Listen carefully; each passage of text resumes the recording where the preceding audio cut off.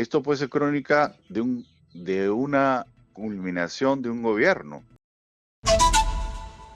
Vamos ahora a conectarnos vía Zoom con el abogado Vladimir Padilla. Él es penalista, él es parte del Departamento de Derecho de la Pontificia Universidad Católica del Perú. Y vamos a conversar con él. Muy buenos días, doctor Padilla, gracias por atendernos. Nicolás, ¿cómo estás? Muy buen día. A tus órdenes, ¿cómo estamos? El primer tema, Vladimir, es el del terrorismo urbano. Esto que ha salido de pronto con un nombre que puede resultar popular, digamos, ¿no? O sea, vamos a acusar a los delincuentes como terroristas, pero ¿qué va a significar esto en la cabeza de quienes lo están proponiendo? Y en la realidad, que es lo que más importa, ¿no? Bueno, digámoslo claramente, Nicolás, como tú bien lo has dicho, bueno, es una guachafería porque el resultado no va a cambiar absolutamente nada, ¿no?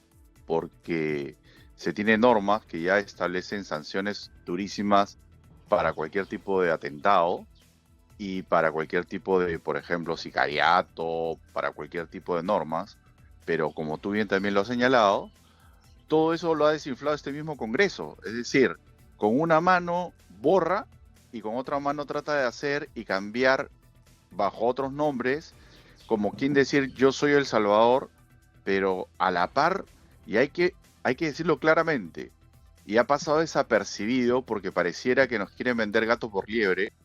Ayer, mientras se hacía todo este paro, el Congreso decía, por si acaso ya hemos mandado la autógrafa para lo cual se va a recuperar a la policía las facultades para que investigue. Cuidado, cuidado, porque no es verdad del todo.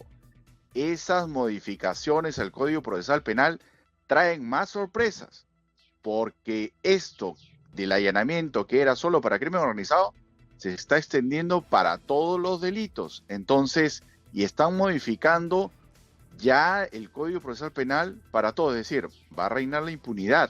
Entonces, yo no entiendo cuando el Congreso trata de hacer notar, y tal vez es un distractivo diciéndote que va a haber un terrorismo urbano, que la verdad es que el efecto va a ser cero, y ellos no se responsabilizan absolutamente en nada cuando quieren hacerte notar que todo esto es culpa del Poder Judicial, culpa de la Fiscalía. Oye, pero si ellos están desbaratando todo este tema.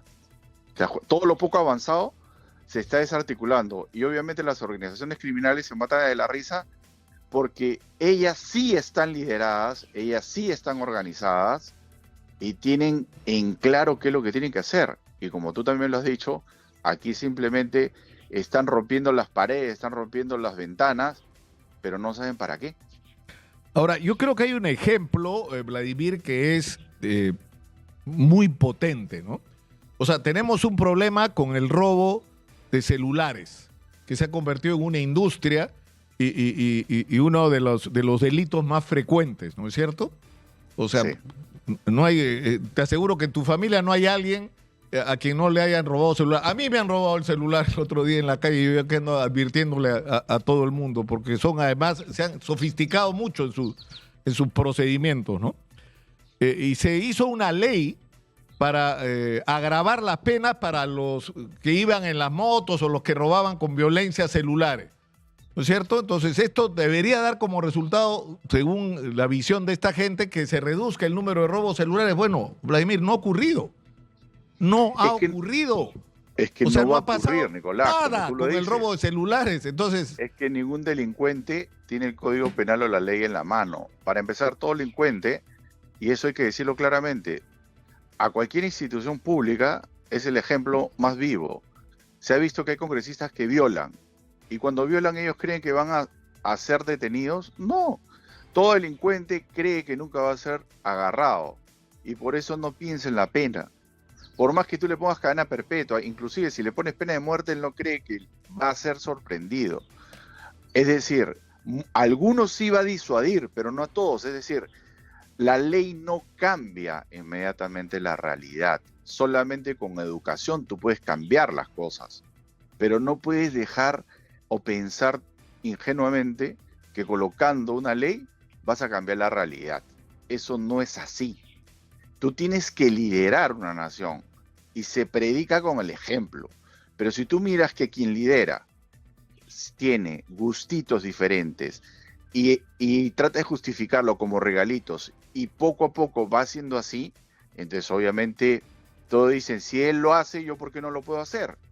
Entonces, aquí definitivamente tenemos una crisis institucional de falta de liderazgo, como bien también lo ha señalado, a nivel del quien está encargado del orden interno. Hay una pugna porque nosotros somos mejores, pero en la práctica la policía está abandonada, tiene presupuesto, no se ejecuta, muchos se llenan la boca de manera política, pero en la acción, cero. Ayer se dice, ya creamos este grupo. Oye, se supone que requerimos inteligencia, acciones de inteligencia para evitar todo esto, pero eso cero, ¿te das cuenta? No hay nada de eso. La misma policía al interior se siente desprotegida. No tienen buenos sueldos los que ponen el pecho.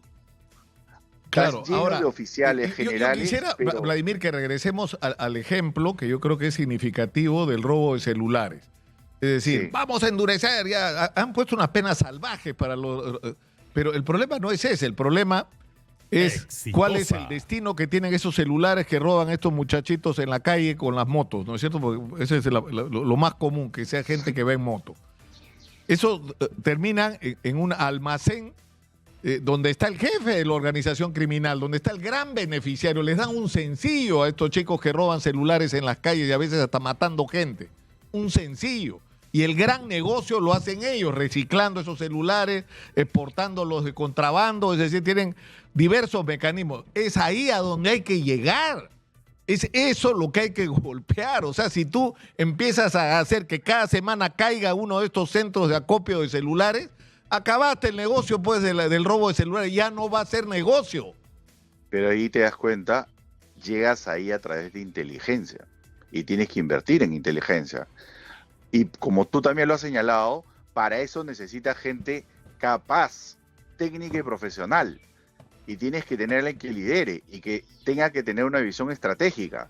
Porque si tú solamente te dedicas, como tú bien lo señalas, a atrapar solamente a los chiquillos que roban y no quieres ir por la cabeza o no tienes ni idea de ir por la cabeza, vas a fracasar en esa lucha. Ahora, el tema es que estamos como atrapados, ¿no? Es decir, ayer ha ocurrido el paro que ha sido contundente y que es preocupante porque es una señal de una reacción de la sociedad. O sea, ¿qué pasa si siguen como aparentemente ya? Mira, en las últimas horas lo que ha ocurrido es el asesinato de un mototaxista y el incendio de una estación de una empresa de transportes. Y todo indica que las dos cosas tienen que ver precisamente con el tema de las extorsiones. Es decir, que pese a la paralización del día de ayer, a la protesta y a las medidas que se han anunciado, los delincuentes no van a dar el brazo a torcer. Es decir, esto va a ser una guerra, ¿no? Mira, esto me trae a Exitosa. colación.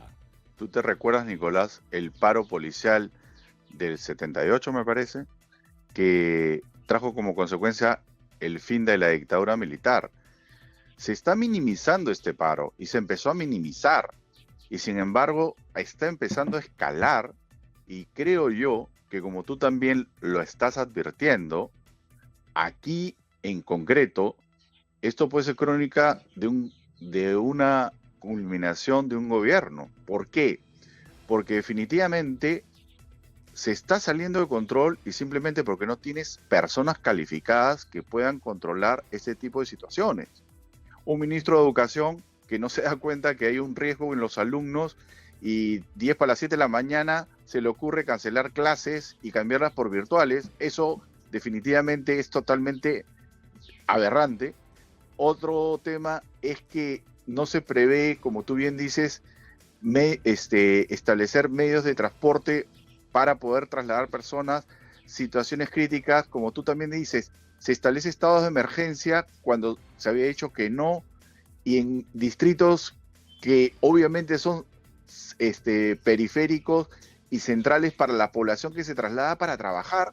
Entonces, obviamente tú agarras y dices, oye, eso va a afectar tu actividad económica. No hay una visión global. Y eso implica que quien está decidiendo ahí no conoce la realidad peruana, ¿te das cuenta? Entonces, obviamente, eso va a llevar a un fracaso porque ni siquiera tiene la sensibilidad de pensar en lo que va a ocurrir hacia adelante, y se está olvidando que en el Perú lo que ha sucedido anteriormente puede llevar a desencadenar muchas cosas. No, claro, porque, la preocupación, Vladimir, es que ya se probó los estados de emergencia, los toques de queda, que en realidad el único efecto que tuvieron es dañar montones de negocios, ¿no es cierto? Ya la gente está reclamando ante el solo anuncio.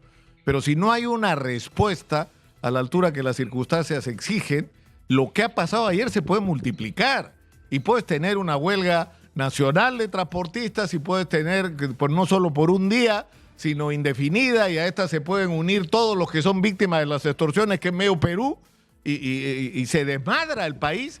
Y lo que más me preocupa, Vladimir, sinceramente, es, ¿y cuál es la salida a esto? ¿Cuál es la alternativa a esta situación tan complicada? O sea, está claro que esta gente que está ahí no está a la altura de las circunstancias, ¿no es cierto? Ya, ¿qué hacemos entonces? ¿Qué hacemos? Mira, definitivamente queda claro que ni el Ejecutivo ni el Legislativo están pensando en un país.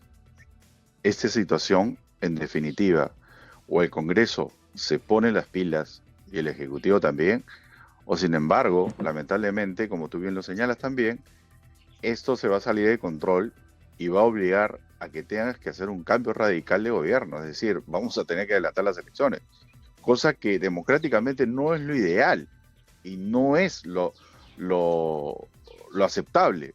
Pero sin embargo, ayer hace un buen termómetro para medir las cosas. Nadie pensó que iba a pasar lo que ha sucedido ayer.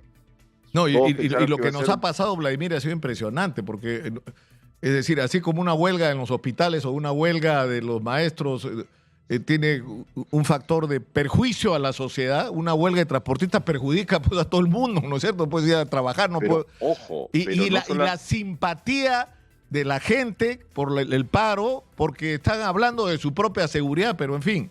Vladimir, te agradezco mucho por habernos atendido. Claro, solamente fíjate, sí. Y piden, y curioso, ¿no? Porque la noticia es mundial, porque te piden seguridad, no te están pidiendo bájame la gasolina, nada, te están pidiendo seguridad, lo cual es consecuencia necesaria de todo gobierno. Gracias, Nicolás. No, gracias. Hasta luego. Vladimir Padilla, de la Universidad Católica, ha estado con nosotros.